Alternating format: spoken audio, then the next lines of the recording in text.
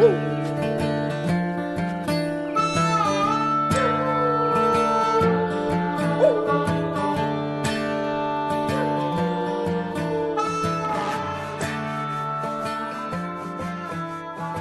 Ben Chan. Welcome to the 6th episode of the Go Get Outside podcast. I am your host, Jason Milligan. That's right, this is episode 6, coming to you from the official Go Get Outside recording studio, also known as Erica's Walk-In Closet. This is episode 6, the 5th interview. That means we are 1/4 of the way through this season. If you like the show, good news. 3 times as much content is left. If you don't like the show, my apologies. On today's show, we've got my buddy up in Salt Lake City, Dusty Hulet. He is an entrepreneur, an outdoorsman, and a prankster. He's also a filmmaker, making a really cool documentary about bears in Colorado. I met up with him in Liberty Park in Salt Lake City shortly after the end of the Outdoor Retailer show, and we recorded this interview where you're going to get to hear all about his adventures all over the country, all over the world even, how he used to be a bus driver, his time in the Boy Scouts, his time as a filmmaker, and whatever else we got to, including why he is a bit notorious in Yellowstone National Park. So let's get to that. Let's get to Dusty Hulet.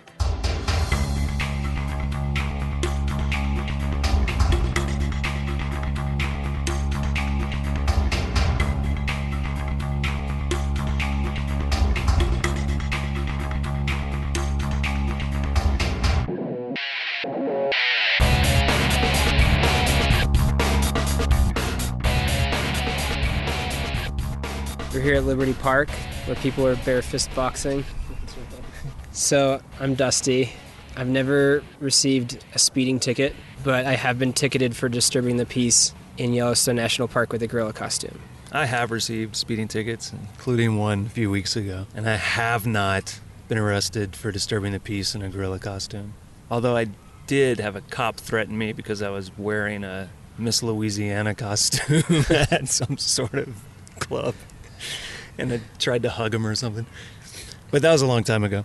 All right, so let's get to what this podcast is about and not about weird stories from my youth. So you currently live in Salt Lake City. It's true. That is accurate, Fact. correct? That is not a misrepresentation. Let me check. Yep, still in Salt Lake. All right, check your ID. Yeah. But you said you grew up in Idaho Falls? It's true. I grew up in Idaho Falls first 18 years of my life and then came down to Utah for school. Spent a year here and then went to Brazil for a couple years as a missionary. And then I spent the rest of the time down there in Provo, Utah going to school and then bounced back and forth between Jackson Hole in the summertime where I worked. I did a summer up in Juneau, Alaska as well. Let's see, it was the first time in a decade that I'd lived somewhere for a year without moving was last year. So oh, really? I've been pretty nomadic, kind of all over the place. So now you're trying to settle down and be an adult. So, such an adult.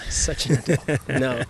I just, I made it a goal to unpack all my boxes, and it took a year to do that. Oh, man, it doesn't... I could live somewhere for 8 years, and I still won't have unpacked all the boxes. And then I think that's a sign that you should throw those things away, probably, because you clearly don't need them if they're still in a box after 8 years. Yeah. Anyway, so you're a pretty active guy, from what I've noticed. You're involved in a lot of outdoor activities, right? It's true. I get outside quite a bit. Let's name off some of them. Like I snowboard. Okay.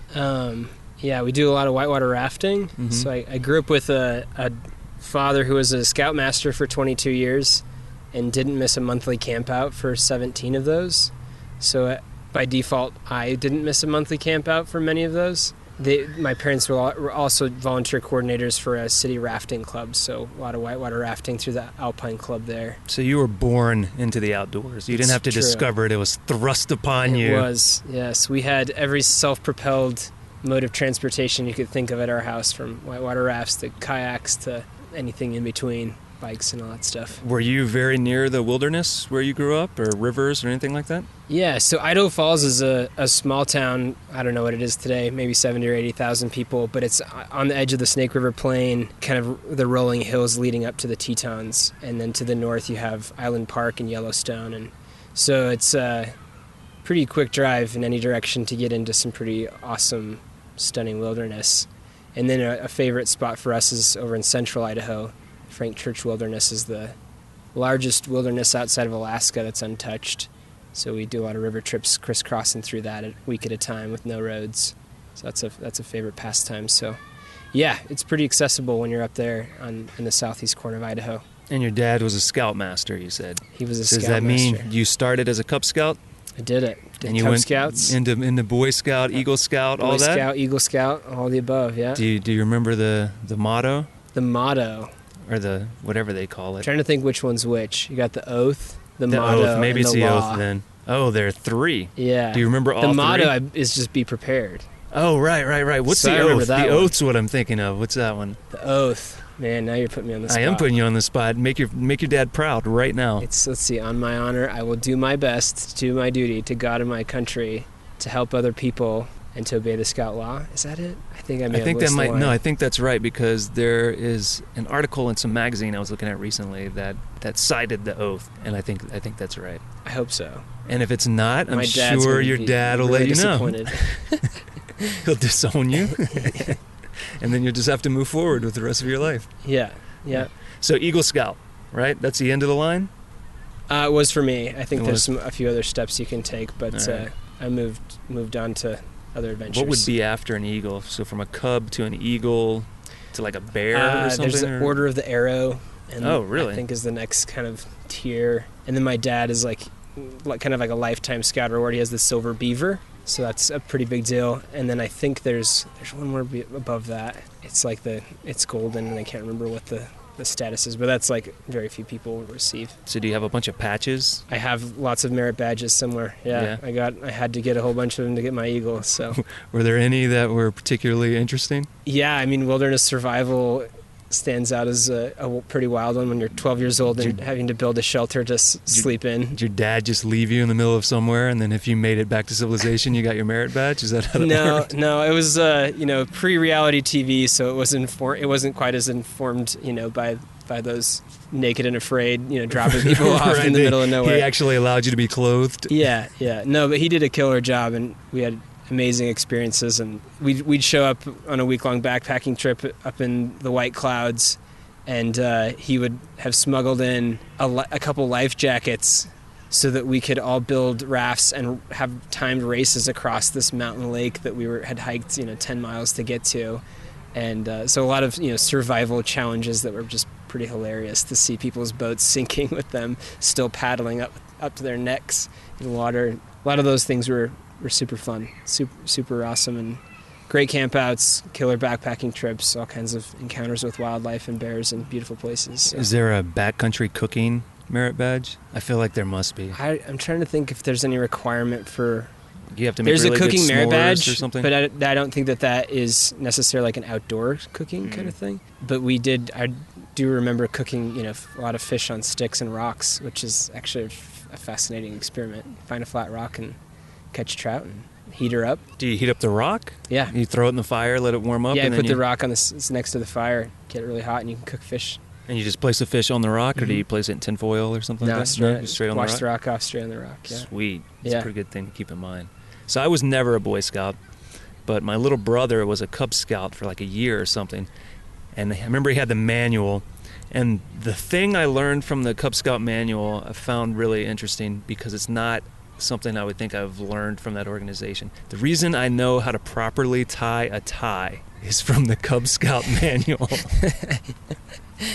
That's awesome. What I gained from the Cub Scouts. Here's a good challenge for you. Maybe you've been wilderness survival, maybe in a different merit badge, but you have to. One of them, you had to jump in the like a pool of water or a lake, fully clothed, and then you have to take off your jeans, tie the legs, like knots in the legs, and then empty the water out of them and swing them over your head so that the waist is upside down into the water, and it creates an air pocket that's a self-flotation device, and you can keep yourself buoyant with that. So you make a PFD out of your jeans? Out of your jeans. But the thing is, taking your pants off in water, especially these days, jeans got a lot tighter than since I was a kid. Oh, yeah, right. Yeah. So taking your pants off, tying the knots, but that's swinging it over your head as like a 12-year-old, wet jeans. You're like drowning while you're trying to get this air bubble formed, and it's a real challenge. And so next time you're in water fully clothed, I can't imagine there are very many organizations that get children to take off their pants in front of adults. There were swimsuits involved. Fear not. All right, that's very good to know. Yeah. Yeah. Yeah, I'm sure all the parents at home are relieved to hear that. Your dad, Boy Scouts, brought you out nonstop. You said he didn't miss a camp out. And how often were these? You said they were monthly? Yeah. Monthly? Okay. Once a month. And then when you weren't doing that, did he have you doing other things, other weekends? Yeah, so the whitewater rafting, is a whole different, that was separate of Scouts. So annual trips on Memorial Day every year over to Shoup, Idaho to run a stretch in the salmon. And then we were always putting in for permits to try to get week-long trips. So, and outside of that, a lot of adventure travel. My parents would take us abroad and to Mexico and the Caribbean and different places to definitely promoting experiencing things. Big on the experience side. Experience versus material possessions. Mm-hmm. So maybe you didn't spend quite so much time with a Nintendo and watching cartoons. I won an Xbox at one of those Pepsi displays in a grocery store where you enter the drawing. So we had an Xbox, but we're well rounded. We weren't only outside. we got exposed to video game violence and things to make sure that we're healthy Americans. Make sure you're a nice rounded American member of society. As an adult now, you're all grown up. You can do whatever you want. You don't have to do what your parents want. So what have you stuck with? Do you still do all those same activities, or did you find that certain ones spoke to you and you kept with those primarily? I've probably taken it, up a notch. There's certain things you can do with a family, and there's things you can do by yourself. So yeah, your dad probably didn't take you base jumping, I would imagine. Right, and I haven't gone and probably won't. But I picked up a little bit of rock climbing. Heights weren't my biggest, my forte, I would say.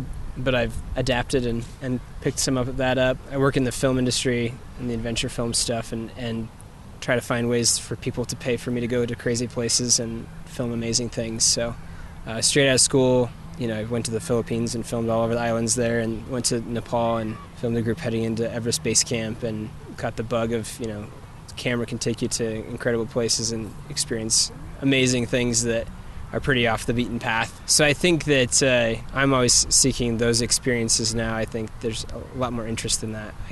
I just got back from Alaska, icy straits, fishing with my dad, but also out, looking for opportunities to film. So filming with some rangers and going out and checking out bears and stuff like that. And a couple more weeks we'll head to Haiti to do some work with some nonprofits down there. That should be a wild ride. Yeah, I think that where my parents built that foundation in us of experiencing, trying new things, seeing the world, and appreciating that in the same way, I've kind of latched onto that and trying to trick people into paying me to do it, It's really good to trick people into paying you to do anything. So it sounds kind of like what you're saying is, instead of, I want to be an awesome snowboarder or something, kind of what speaks to you more is the exploratory aspect. It's kind of exploring new places, exploring new opportunities, new experiences, and seeing what life has to offer in that regard. Totally. I've given up on airborne sports. I just a couple broken arms, and you realize I'm better suited on the ground. I'm not out there skiing 80 days a year. I think I got out 10 times last year. But so you're a slacker, is what you're saying. My interests are diverse.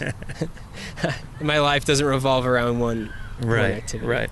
So this Haiti trip, do you want to talk about that a little bit? To be honest, I don't know a whole lot about that trip yet. I'm getting back from Alaska and was hoping to be debriefed on what's to come with that. But instead I distracted you and made you do this instead? Here we are. We're here instead of learning about what this Haiti trip's all about. Great. So if some horrible tragedy befalls you in Haiti, it's probably my fault. Yeah, definitely. All right. May this, be the memory. It'll echo on in this podcast.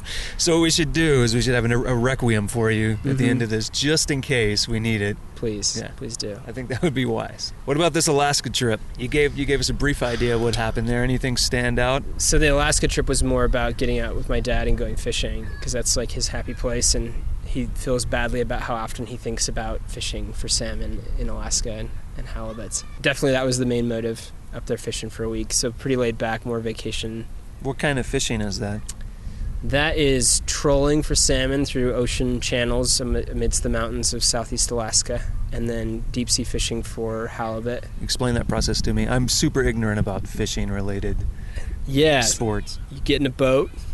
Okay, step one, get in boat. Do you have to acquire the boat before, or the boat is just there? This being more of the vacation side of things, we actually paid to head out to a lodge Okay, so pay for a boat. Yes, pay a lot of money to go to a fishing lodge that will give you a boat for a week. Or you could acquire one by other means that we aren't necessarily going to describe here. Yeah, piracy's, an option. Yeah, so you head out in the boat, set up your lines and lures and flashers and all the things you use to attract the fish, and then troll along until one grabs on and hit stop, and then fight it into the boat. And one person's reeling and the other person's trying to net it.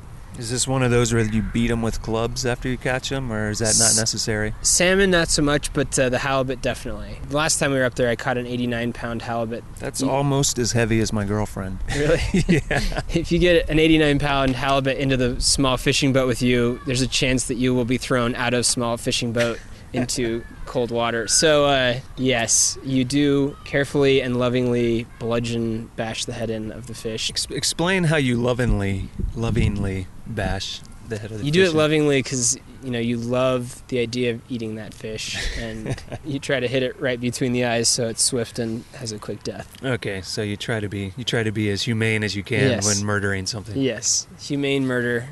That's the way to fish. That's what we recommend here, humane murder. Yes. Inhumane murder we do not support. Yep. So outside of the fishing element of that trip, we spent a few days in Juneau. In 2008, I was a tour bus driver in Juneau. And so I told cheesy jokes to old people that were getting off cruise ships while I took them to go whale watching or on helicopter tours and stuff. That was an interesting summer in that I got to go on all those tours for free since I worked for the industry. So helicopters up to the top of glaciers to go trekking around through crevasses and ice and different things like that, and whale watching to see incredible wildlife and zip lines and all kinds of cool things. Yeah, so we went back up to Juneau this time and rode out to the Herbert Glacier. We rented some mountain bikes and cruised out to a really cool glacier, bought some crab from a guy right on his boat that had just pulled in with a fresh catch, and cooked that in the hostel and made the whole hostel stink like crab. Oh, and everyone thanked you afterwards, yeah, right? all the vegans were real happy, I think, to see us roll in with live crab that we were boiling. And Did you go to Vegan Hostel? Is that the name of the place? Or it just happened there were a lot of vegans there? Yeah, I think it was something like that, probably called Vegan Hostel of Alaska. So you said you were a bus driver back there. You said in 2008? 2008. So how old would you have been at that time? Do you know how old you are now? Long pause. I'm 29. So that would be 22? Yeah, that sounds right. So math is not your specialty. Business, you're good in. Math, maybe not so much. I'm a little sleep deprived today. And we're going to chalk that one up to sleep deprivation. I would have let you reference your cell phone if you needed for simple subtraction. Yeah. Was that right out of college? So I had been a missionary in Brazil for 2 years, and that was the summer after I got back. And how'd you end up with that job? Because that's not just a job you find on Craigslist or in the local paper or something. When I got back from Brazil, I worked as an industrial plumber's assistant for a little while. That summer. Okay. That was enough to make me realize that I hated, I had worked a ton of crappy jobs through high school. And yeah, I understand that. I've done that as well. Yeah. I realized time's, life's short, time's precious. And I had heard about kids having cool jobs, teaching English in Asia or different things like that. A good friend of mine that I grew up with was headed that way. He had a roommate who had done it before. So we heard about it. We cruised up and, they train you down there in Provo, got our driver's licenses, and we drove buses to Seattle, put them on a barge, and they shipped them out to Juneau. And then we got there with nowhere to live, so we ended up renting a room in the Unitarian Church for a month, living on air mattresses. Weaseled our way into someone's dining room for the rest of the summer. And then someone gave us a car so we could abandon our crappy mountain bikes we bought at Kmart. The car didn't have working windshield wipers, so we had ropes attached. So one person would drive and the other person would pull the strings back and forth, operating the windshield wipers. That may have been the original way that windshield wipers operated. I think it was, but I think they had a knob inside, didn't they? I don't know. Despite what you may have heard, I was not alive at the time. It's true. That's true. You weren't. Anyway, yeah, so killer summer. Great adventures. Kind of got me thinking about other opportunities like that. So I ended up in Jackson Hole the year after that, working a summer job that eventually would turn into me owning a photo business up there. And I spent 4 summers there playing in Jackson. You said you still have photographers there that do this, right? Yep, we got 4 photographers that are taking pictures of rich tourists on horseback rides as we speak. So if by chance any rich people are listening to this and they want to go do this and buy some photos from you, yes, where should they look for that? They can go horseback riding at the Spring Creek Ranch. Spring Creek Ranch. Yeah. So look that up there if you're rich. Yes. Or you want to pretend to be. So I'm not going to let you get away without this part. You mentioned that while you were the bus driver, you told lots of cheesy jokes. It's true.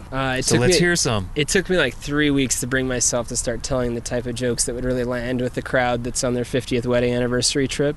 Did you feel bad at night? Give yourself like 10 lashes? I felt like I should have, because they were just so terribly corny. So for posterity, let's record these for all eternity and share them with the public. All right, so the one that comes to mind, you see a lot of bald eagles in Alaska. They're kind of all over the place. And so we'd point out a bald eagle, and everyone would get stoked and pull out their cameras and be taking pictures. And so I would ask the tour, looking at them in my mirror above my driver's seat, do you guys know how to tell the difference between a male and female bald eagle? And they would say, no, tell us how. And so I would ask them, I'd explain some actual factual stuff about, the female being larger than the male and different things like that. So if you can get them side by side, you can compare. But if you get them individually, how can you tell? And they're like, how can you tell? They get really excited about this kind of thing. You tell them that you have to get a good look at the talons. And if you can get a good look at the talons, you'll see that the female is often clutching the credit card, whereas the male has the remote control. So it's a very, very big build-up for an amazing punchline. Yes. Did that lead to huge tips at the end of the tour? Tons and tons of $1 bills from grandmas. Did you really find that before you started telling the cheesy jokes and after you started telling the cheesy jokes, the amount of tips increased? Oh, yeah. I mean, it was actually a really fun job because people are there to have fun, and you just drive around through this tiny, weird, landlocked city in Alaska and make fun of it as you drive them, 30 minutes out to a whale watching tour or whatever. And people were eating it up, and we got to be pretty decent performers by midway through the summer with our sit-down comedy routine, essentially, on our boom microphone and our captain's seat. It's funny because I've done whitewater a few times with guides. Every single time they've told poor whitewater guide jokes. I think it's the standard across the industry to tell bad jokes. Yep, it is. Okay, so you started a business taking photos, people on horseback. Where'd you go from there? Simultaneously, I started a web business that divided utility bills between roommates and submitted payments directly to utility companies, and ran with that while I was finishing up school for a little bit. And then abandoned that a year later to then pursue an adventure race. It was kind of like the game show Wipeout mixed with a 5K fun run style. Here's a fact for you. I tried to get on Wipeout. I didn't, but my little 95-pound girlfriend was on Wipeout. Was she? Yeah. How'd she do? She didn't get through the first qualifying thing, but she did okay. If you ever see an episode with a skinny little Mexican girl with cat ears on, that's her. Nice. So you made a Wipeout-style 5K race. Yeah, so I was the creative director and CMO for that company and took that around the United States. CMO, is that Chief Medical Officer? Should have been.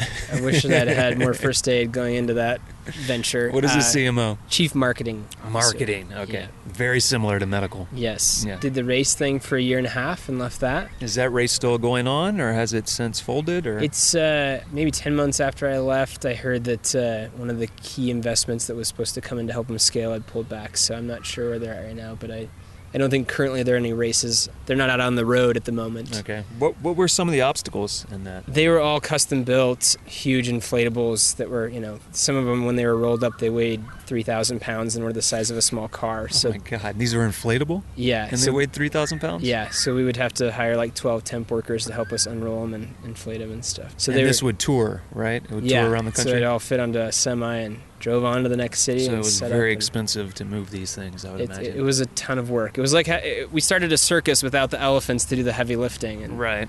At $150, I wasn't much of a contributor.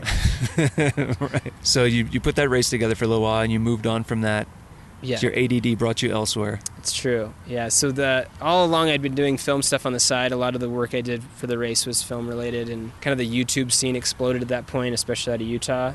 So a lot of my colleagues were building successful YouTube channels in the adventure world. So I was shooting with them and on their projects, and then helping out other people's stuff. So basically the last years I've just kind of been recharging after that last venture and working on a ton of different film projects. So I know one of the film projects you're working on right now, which I think is pretty interesting, is one that involves bears. You want to talk about that for a little bit? Yeah.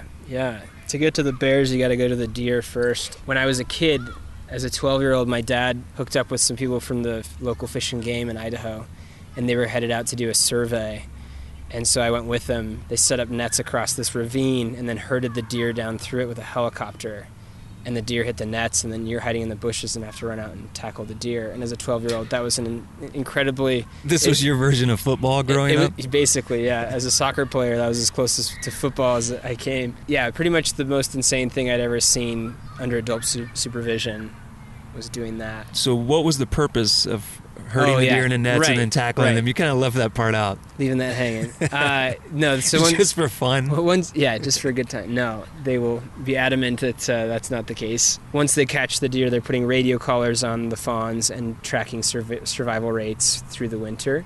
They also do blood tests on the does and fur samples and fecal samples and all kinds of stuff for this studies that they're doing on mule deer populations. Were you strictly the tackler, or did you help collect some specimens and things? I was netter and tackler. Okay. Setting up nets and tackling. Yeah. How was that? Did you like tackling deer? Did it scare you to death? There was one deer, a bunch of came through at once, and all the adults were on different deer. So it was me at like age 12 and like a 10-year-old kid versus the deer together. So you tag teamed it. Yeah, so tag teaming that was pretty intense. But yeah, it went well. So anyway, that stuck with me. It was a fascinating thing. I couldn't even believe what I was seeing when it happened. And I had heard more about different studies, and friends of mine started working on different studies. So I went out and shot last year with the team in Idaho doing that same type of study, talking with these other friends who had gotten involved with that industry of wildlife studies and stuff. I learned about the one going on down in Colorado. So hooked up with them, went down. They go into bear dens in the winter and they tranquilize the sows and they pull them out and do similar things. They put radio collars on them. They change out batteries and download data from the previous year. They count cubs. They do fur samples, measurements. On an occasion they'll pull a tooth from the bear that's like a tooth they don't use, but they can take that tooth and age the bear with how many layers. Is that the only way they can tell the age of the bear? Apparently that's the only reliable way. So they do a lot of different things like that. So I went down and shot with those guys on that, and that's kind of ongoing. So since then, one of the bears we visited, one of her cubs had to be put down, so that's been filmed, and that's going to be kind of part of the story. Some bear attacks have gone down recently in Durango that may roll their way into that story too. So I'd like to follow this one particular bear that had 3 cubs this year for the next year and kind of check in with her each season and also show what's going on with the study each season and make a short film about this effort. As we have expanding mountain communities, what that's doing for bear-human interactions and conflicts and what we can do to improve that situation. What are some of the issues that they're finding while they're researching these bears? It's actually a really interesting study. They've got not just the bears under study, but they're studying people's behavior as well. They have a whole bunch of new installations of bear-proof garbage cans, and they're driving that route and checking to see if people are actually using them or if they're using the normal garbage cans to see if it's worth the investment, trying to get people on board and see how people's behavior is affecting those bear communities. So when I walked down through Durango after I shot with the biologists, I found just alleys full of garbage and food strewn all over the place and got some interesting footage of that. It wasn't hard to find. Is there an educational element? Are they educating the public about how to deal with bears in the area? I believe so, yeah. I'm like scratching the surface on this. I kind of went down for a 2-day shoot, and it was me cold calling people and just kind of showing up and observing. So I'll be back down there later this month getting more involved to kind of learn the details and ins and outs of more of what's going on. I'm not super authoritative per se on all of the elements, but it's pretty cool stuff. And what's the group that you're working with on this? What are they called? It's not Fish and Game in Colorado. It has a different name. It's Parks and Wildlife Colorado. Is there anywhere people could find out more information about these bears and this group that's monitoring the bears, or somehow get involved with this or anything? I don't really think there's involvement on the study side per se. The biologists kind of have that one under wraps. I think that they will publish the study. It's like a 5-year study, and we're in year 4 right now. So once it concludes, I'm sure they'll be drawing a lot of conclusions and be publishing a lot based on their findings. In the meantime, use the bear-proof garbage cans. Don't throw your trash on the ground if you live in bear-prone areas. Yeah. So I want to talk about one of your filming experiences, which is I know you had to crawl down into the bear den and get some footage. Yeah. So tell me about that, because that must have been extremely interesting experience. Yeah, so the team that I was with, super incredible people, really smart, really athletic. I was struggling to keep up, but once we got there and I got filming with them, they kind of loosened up a little bit, and they let me get down in the bear den prior to returning the mother and the yearling that was with her into the den. So they're still asleep, and they have them running on an oxygen tank and monitoring their vitals and all that to make sure they're all right. And when they tranquilize them, how long are they typically out, do you know? About an hour or so. Okay. It's not very long. And they start to come out of that, you kind of see them moving just slightly around a little bit. I imagine it probably varies a little bit based on the bear and weight, size, and any and number stuff. of things. Totally. So I got down, it was a pretty tight belly crawl, like down a chute about 4 feet, basically sliding down ice head first into this rock wall, and then you had to make a hard left into the den that opened up to only be about 4 feet tall, maybe 8 feet in diameter, and she had built a nest in there that kind of kept them up off the rocks. I got back in behind the nest and wedged myself between two boulders and set up shop with the camera.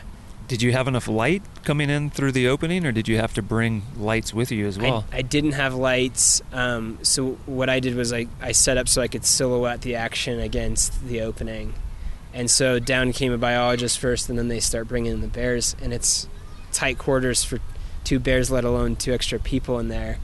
And so they brought in the bears. And at this point, the bear is in between you and the exit. Yeah. That's the only way out. Yeah. This is a 150-pound bear, and they put the yearling laying kind of up on top of her to keep her up out of there's some dripping water. So I got 2 bears between me and the opening, and the biologist says on their way out, be sure to be careful of their faces as you head out. And I said, okay. So she leaves, but on her way out, her boot slips and she bumps the nose of the bear, and bear noses are extremely sensitive.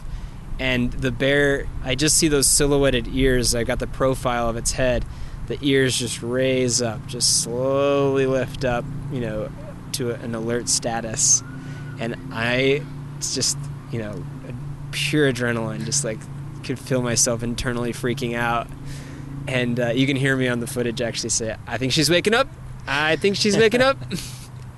So the biologist gets out of the way, and then I do this, wedging myself against the roof of the cave. This is when years of yoga came in handy. Yeah, it's like Twister. You remember that game Twister? Yeah. Spin the dial and right hand on red. It was more like left foot, not on the bear. So stepped over to the bear, and then the biologist was a lot smaller than me, the technician. So I ended up having to lay on my back with my feet like hovering above the bear. And in that position, I couldn't really do much, so I just had to hold my hands out, and the biologist reached down and they yanked me out, bit by bit, wiggling out this hole. I didn't get eaten, so success. Yeah, clearly. You appear to still have all your appendages and everything else. Got the appendages. The bears were fine, and they were still asleep, luckily, when I left. So probably one of the wilder experiences recently in my filmmaking career was the fearful moment of waking up a bear in its den. I could see where that could concern you a little bit.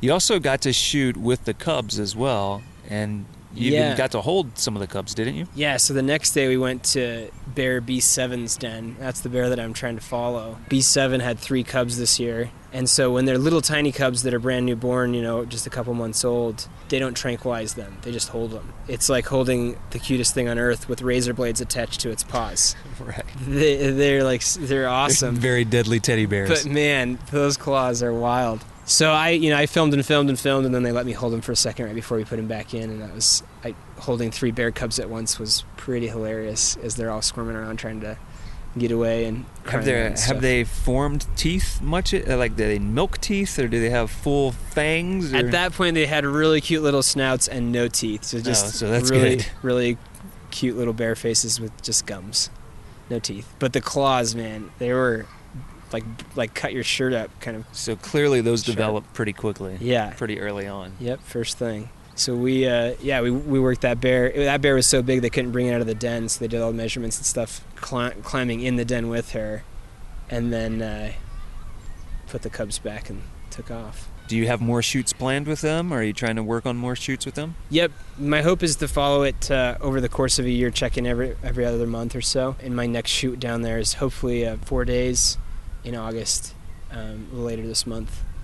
And we'll go out and do a variety of elements of the study and because this is kind of a hot time, a time when there's a lot of bear activity. They're getting ready for hibernation, so they're stocking up on food and putting on the pounds. So we'll hopefully get some interesting stuff with bears and being trapped, put collars on new bears, and also checking in with B7. I'm going to try to follow her by radio collar with one of the technicians and see if we can get some shots of her from a distance. And then you're hoping to have a short piece in the end, right? Yeah. That's the goal. At this point, you're making a documentary. It's you go in just testing the waters as you go, kind of seeing how deep they run. Kind of find out what's available to you in the end. Yeah, access, and also just the depth of the story. At this point, I'm thinking short film. There's always the potential to grow to more, but I'm trying to rein it back. When do you think it's likely that will be complete? My hope is to go full circle with it. So I filmed in the winter this last year I would like to go back to B7's den again this coming winter.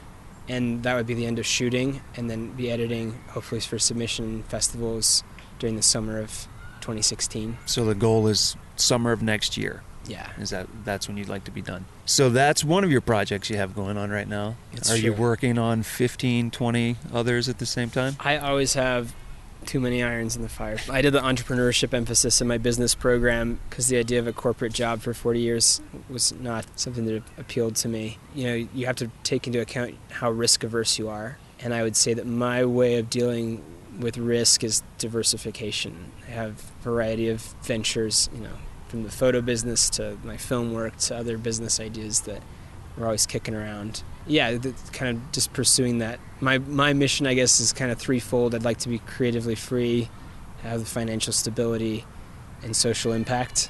And I'm finding that as far as those three are concerned, I also connect really well with film as an art medium because I'm a musician and I do a lot of different things that, different forms of art that I enjoy, but I feel like film encompasses a lot of those and brings them together in cool ways and can have really cool impact. Do you occasionally sleep also? Yeah. Okay, just checking. Yeah. It's recommended. Yeah, it's true. I'm due for some hibernation myself. You mentioned something very early on in this, and we kind of glazed over it, and I think now is probably a good time to go back. You mentioned a gorilla costume. You mentioned you disturbed the peace, and we kind of just moved on from there. I feel like there's a story maybe that you'd like to tell there that maybe the audience would like to hear. Oh, man. How many hours do you have? It's not how many hours I have.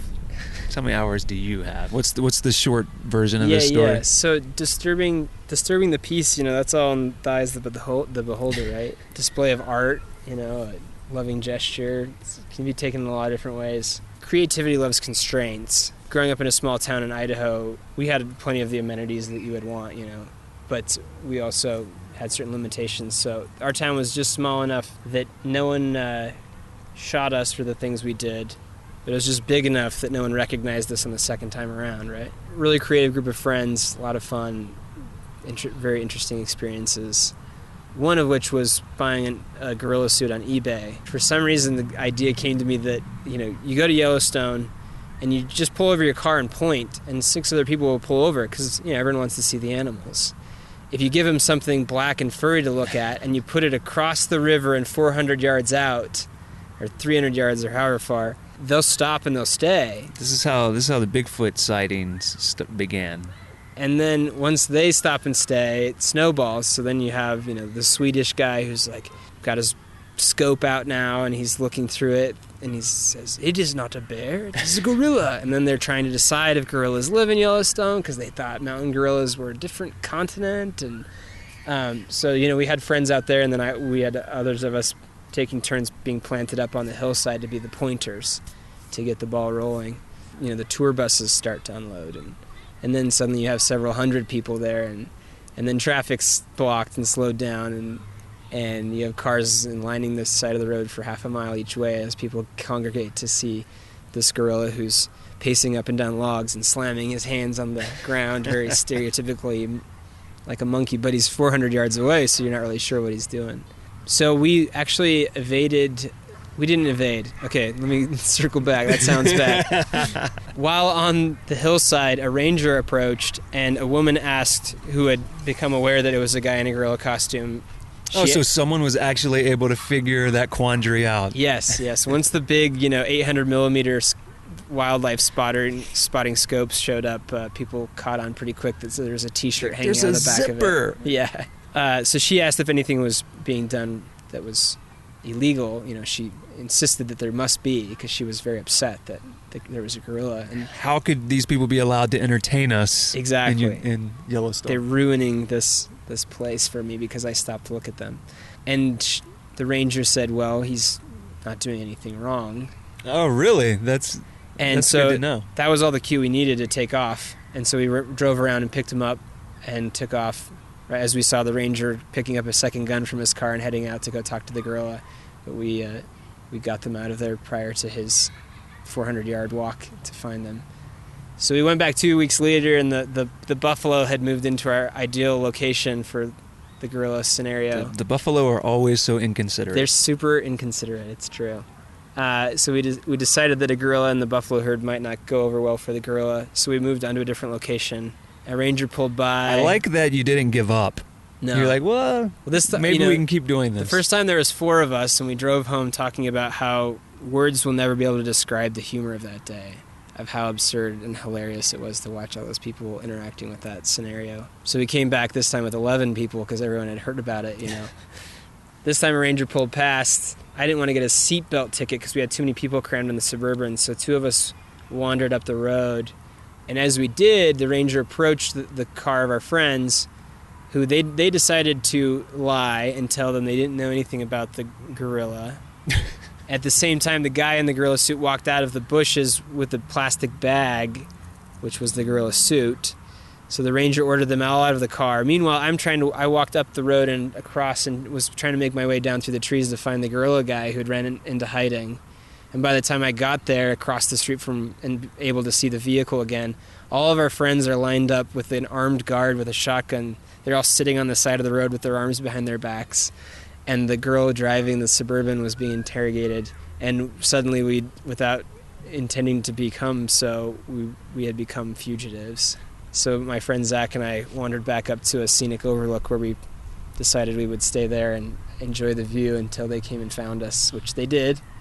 And they encircled us, had us put our arms out to the side, not up, out to the side, and then try to get off this rock wall with our arms out to the side. And we were frisked in the event that we had, I guess additional gorilla suits on us or something. And it's a very dangerous Yellowstone gorilla suit. Yeah. And then we were separated and interrogated and belittled by Ranger, I'll leave his name out, I guess. That's probably a good idea. And then we'll call him Ranger Smith. Yeah. So we were interrogated. I took the heat, and basically they were convinced that... Was it like a bad cop, good cop kind of situation? Was it like an interrogation in a cop TV series? Or like, your friends have already told us everything, but they really haven't said anything, they just want to fool you? They pull that maneuver? Well, the ranger that showed up and actually found us first was the one who had been there 2 weeks prior. And he'd been called over because it had happened in his district first or whatever. So he was the expert. He was the ranger expert. So he made statements like he had lost sleep over this new species in the park. And they as I filled out the report, and imagine, I'm like 17 or 18 years old at this point. I'm sitting there on the curb filling out a report with 2 rangers belittling me, standing above me, talking about how they should get rid of the health clinic and put in a mental institution to put people like me in it. It's like, seriously, these are terrible insults. You guys are adults. I thought you could come up with something better than that.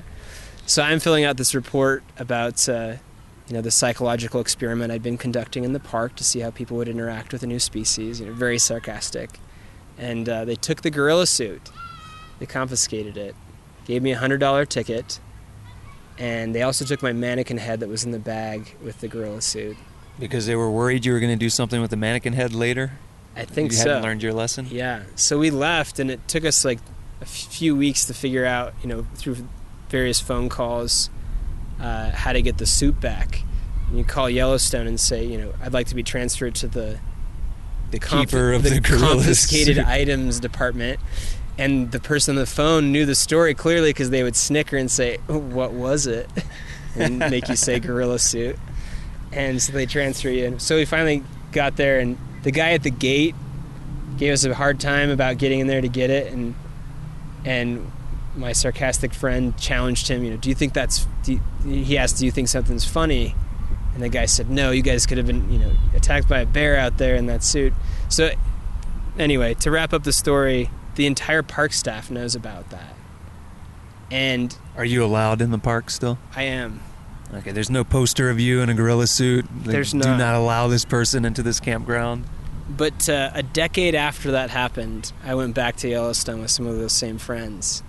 And we asked the junior ranger at Old Faithful if he'd ever heard of a gorilla in Yellowstone National Park, and he said, "Well, there was this one time."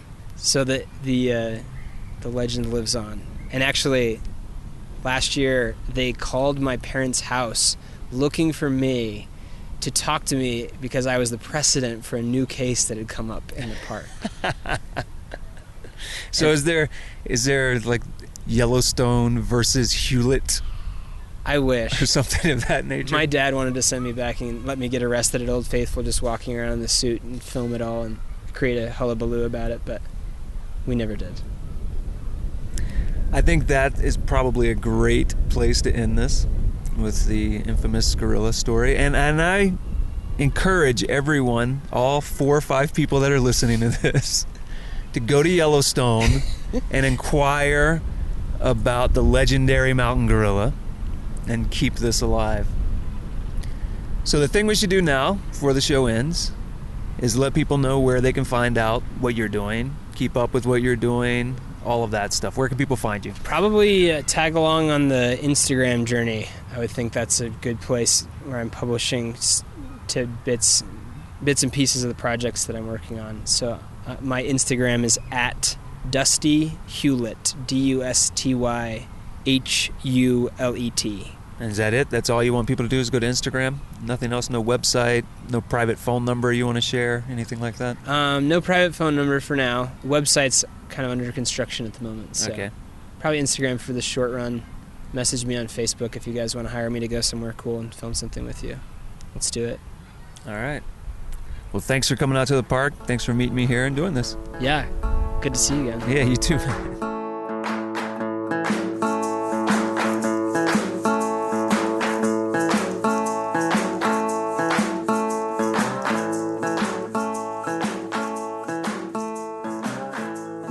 All right, and that was Dusty Hulet. Hope you enjoyed that. If you want to keep up with what he's doing, go to his Instagram page, Dusty Hulet. There, you can stay up to date with what he has going on. You can contact him that way if you want to collaborate with him, if you have any business inquiries, or in his own words, if you have any cute Mormon friends you want to set him up with, check him out, Dusty Hulet on Instagram.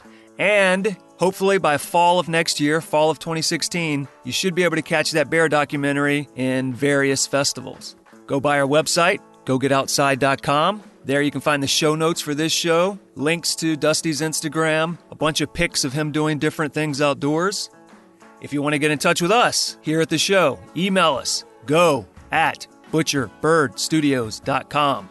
Or call us up on our Google Voice number, 818-925-0106. I am notorious for breaking into song and singing the dumbest crap in canyons specifically, but also sometimes on climbing routes. For instance, this past weekend, I was with a friend climbing Cathedral Peak in Tuolumne, and I kept finding myself singing Jingle, Jingle, Jingle from the Rudolph the Red-Nosed Reindeer Christmas special. If you don't know that song, you should be ashamed of yourself. If you don't know the Rudolph Red-Nosed Reindeer Christmas special, you should be especially ashamed of yourself. I'm talking about the old stop-motion animated one, Burl Ives as a snowman. If you've never seen that, watch it this year. Learn that song, Jingle, Jingle, Jingle. You, too, can sing it on your route. Why am I mentioning this? Because email us at go@butcherbirdstudios.com or call us at 818-925-0106. I want to know what songs you like to sing when you're climbing, on the trail, doing whatever, or what songs you've been most embarrassed to find yourself singing while you're doing these things. Let me know. If any of you do that, I'll put it on the show. Also, how are you listening to this show? Are you a subscriber of the show? If you're not, why not? Go on Stitcher, iTunes, however you get this, make sure you subscribe. You'll get the show every week without doing anything. It'll automatically download it for you so you can listen to it. And hey, while you're there subscribing, do me a big favor. Please rate the show, review the show. Sounds like it's not a big deal, but I'm telling you, rating and reviewing the show makes sure it's more likely to be found by other people, and it makes sure it ranks up higher on the list so people are more likely to find it. More people that are listening to the show, more likely it continues into season 2 and on. So do me that favor, please subscribe, rate, review, Stitcher, iTunes, TuneIn, wherever you check out the show. Next week, Joanna Turner, Cougar Magic. I know that name sounds misleading.